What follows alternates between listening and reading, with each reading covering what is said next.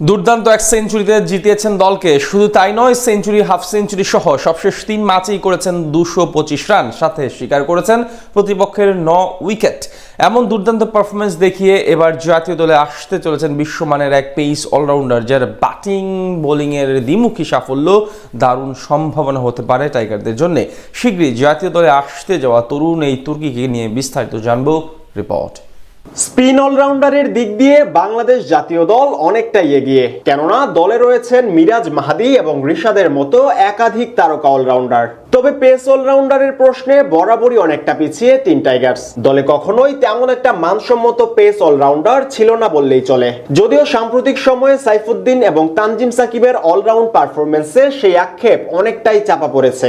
তাদের সাথে এবার যুক্ত হতে চলেছে আরো এক বিশ্বমানের পেস অলরাউন্ডার, যার আগমনে নতুন দিগন্ত উন্মোচিত হতে পারে দেশের ক্রিকেট অধ্যায়ে। বলছিলাম বাংলাদেশ অনূর্ধ্ব ১৯ দলের অলরাউন্ডার রিজান হুসাইনের কথা। দুর্দান্ত ব্যাটিং এর পাশাপাশি ডানহাতি মিডিয়াম পেস বোলিং এও এক কথায় অসাধারণ এই খুদ টাইগার।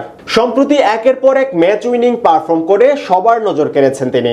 এমনকি গেল দিনই তার দায়িত্বশীল সেঞ্চুরির সুবাদে ৮৭ রানের বিশাল এক জয় পায় বাংলাদেশ দল।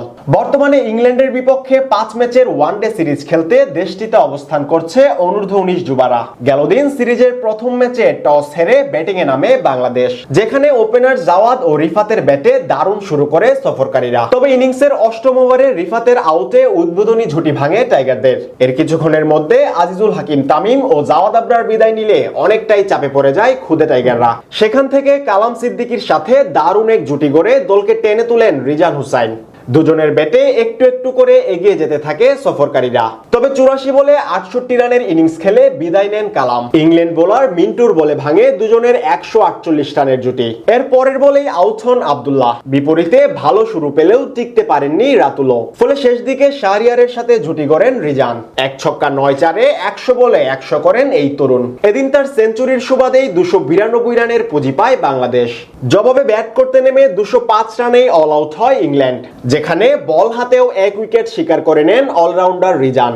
এর আগে সবশেষ ত্রিদেশীয় সিরিজের ফাইনালেও চমক দেখিয়েছেন এই পেস অলরাউন্ডার, যেখানে সাউথ আফ্রিকার বিপক্ষে ব্যাট হাতে ৯৫ রান করার পাশাপাশি বল হাতে মাত্র ৩৪ রান দিয়ে শিকার করেছেন ৫টি উইকেট। তার এমন অবিশ্বাস্য পারফরমেন্সে শিরোপা নিয়েই ঘরে ফিরে টাইগার যুবারা। এছাড়া এর আগের ম্যাচে জিম্বাবুয়ের বিপক্ষে ৩০ রান করার পাশাপাশি মাত্র ৯ রান দিয়ে ৩ উইকেট শিকার করেন এই পেস অলরাউন্ডার। সব মিলিয়ে সবশেষ ৩ ম্যাচে ২২৫ রানের সাথে ৯ উইকেটের এই চমকই বলে দেয় পেস অলরাউন্ডার হিসেবে তার সক্ষমতা বিশ্বমানের। ফলে খুব শীঘ্রই জাতীয় দলের সুযোগ আসতে পারে তার সামনে, যে পথে অনেকটাই এগিয়ে গেছেন তরুণ এই তুর্কি। এমনকি সবকিছু ঠিক থাকলে রিজানের হাত ধরেই ঘুচতে পারে টাইগারদের বিশ্বমানের পেস অলরাউন্ডারের দীর্ঘদিনের ঘাটতি।